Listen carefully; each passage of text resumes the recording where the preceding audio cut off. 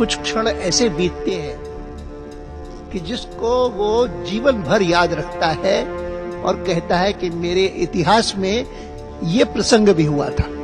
आज का प्रसंग उनमें से एक है। तो 47 में एक ऐतिहासिक क्षण आया जब आजादी मिली, बहुत खुशी हुई थी, आंखों में आंसू आए थे। जब इमरजेंसी लगी थी, फिर वो इमरजेंसी समाप्त हुई, जिस प्रकार से आंखों में फिर से आंसू आए। जब मैं यहाँ आया, नरेंद्र भाई मिले तो आंखों में आंसू आ गए।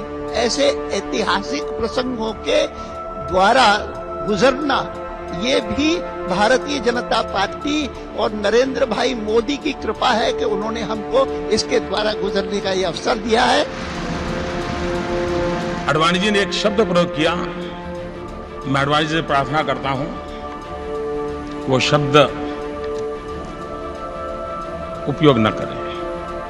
उन्होंने कहा नरेंद्र भाई ने कृपा की। शब्द शून्य हो गए, गला रुध गया, आंखें दबदबा गईं, भावनाओं का ज्वार उमड़ पड़ा और संसद के सेंट्रल हॉल में खामोशी ओढ़ ली। ये भाव था प्रधानमंत्री नरेंद्र मोदी का अपनापन था, सम्मान था और सवाल था। क्या मां की सेवा कभी कृपा हो सकती है? कतई नहीं हो सकती। जैसे भारत मेरी मां है,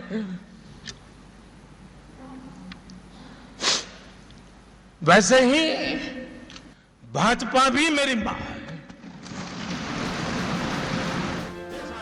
प्रधानमंत्री कहते रहे, आडवाणी सुनते रहे और नेपथ्य में सत्ता संघर्ष की राजनीति का वो दौर था जिसने बीजेपी को शून्य से शिखर तक पहुंचाया।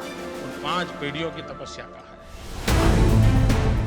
तारीख 25 सितंबर 1990, जगह सोमनाथ, गुजरात। यही वो तारीख थी जिसने देश की राजनीति की तकदीर और तस्वीर बदल कर रख दी।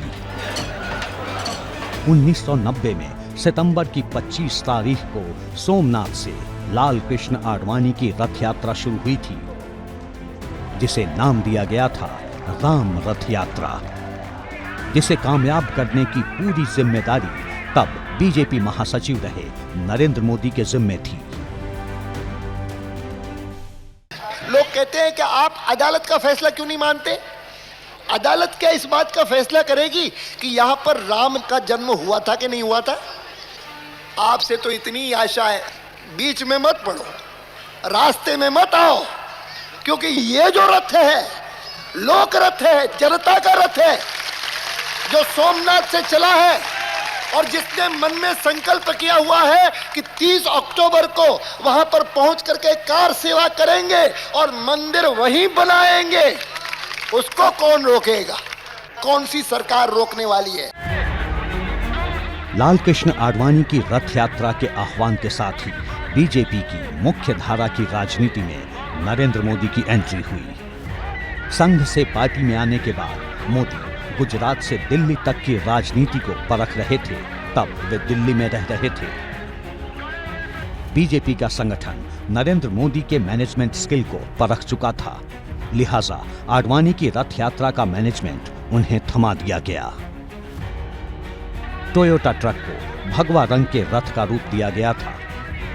अयोध्या में राम जन्मभूमि पर राम मंदिर निर्माण की अलख जगाने के भाषणों से गूंजती ये रथ यात्रा जिधर से गुजरती थी, वहां राम भक्तों का हुजूम इकट्ठा हो जाता था। रथ पर सवार आडवाणी के बगल में बैठे थे नरेंद्र मोदी, जो सारथी जैसी भूमिका में नजर आते थे। प्रधानमंत्री नरेंद्र मोदी लाल कृष्ण आडवाणी को अपना गुरु मानते हैं और कई मौकों पर इसका जिक्र भी कर चुके हैं।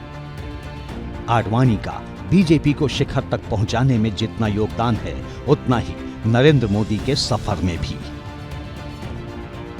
नरेंद्र मोदी गुजरात के मुख्यमंत्री थे तो लाल कृष्ण आडवाणी गुजरात की गांधीनगर सीट से चुनाव लड़ते थे। लेकिन दोनों नेताओं के बीच आत्मीयता की वजह इतनी ही नहीं थी। 7 अक्टूबर 2001। हूँ नरेंद्र दामोदर दास मोदी। ये वही तारीख थी जब नरेंद्र मोदी पहली बार गुजरात के मुख्यमंत्री बने थे।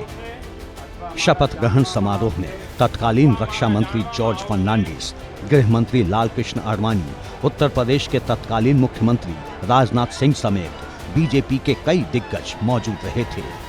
बावजूद इसके 6 महीने बाद ही गुजरात को सबसे बड़े इम्तिहान से गुजरना पड़ा था। 27 फरवरी को गोधरा में साबरमती ट्रेन में आगजनी की घटना में 58 लोग मारे गए, जिसके बाद गुजरात में सांप्रदायिक दंगे भड़क उठे। इसके इल्जाम तत्कालीन सरकार पर लगे। इस एक घटना ने पूरे देश की राजनीति को किस तरह से गरमा दिया, ये जानना भी बेहद जरूरी है। तब केंद्र में भी एनडीए की सरकार थी और अटल बिहारी वाजपेयी प्रधानमंत्री थे, जो खासे नाराज थे। विपक्ष इस्तीफे पर अड़ा था तो पार्टी का एक धड़ा नरेंद्र मोदी को मुख्यमंत्री पद से हटाने की मांग कर रहा था। गुजरात पहुंचे अटल बिहारी वाजपेयी भी तब मुख्यमंत्री नरेंद्र मोदी से इस्तीफा चाहते थे, लेकिन मोदी के राजनीतिक गुरु लालकृष्ण आडवाणी इस्तीफे के सख्त खिलाफ थे।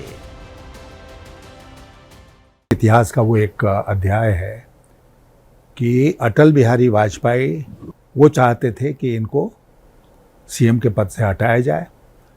आडवाणी जी नहीं चाहते थे और बहुत सारे लोग आडवाणी जी के पक्ष में थे। अटल जी एक ऐसे नेता थे जो कंसेंसस के आधार पर काम करते थे। जब उन्होंने महसूस किया कि कंसेंसस उनके पक्ष में नहीं है, मोदी जी को हटाने के पक्ष में नहीं है, तो उन्होंने अपना पांव पीछे खींच लिया और मोदी जी बने रहे। ये उस समय का इतिहास है।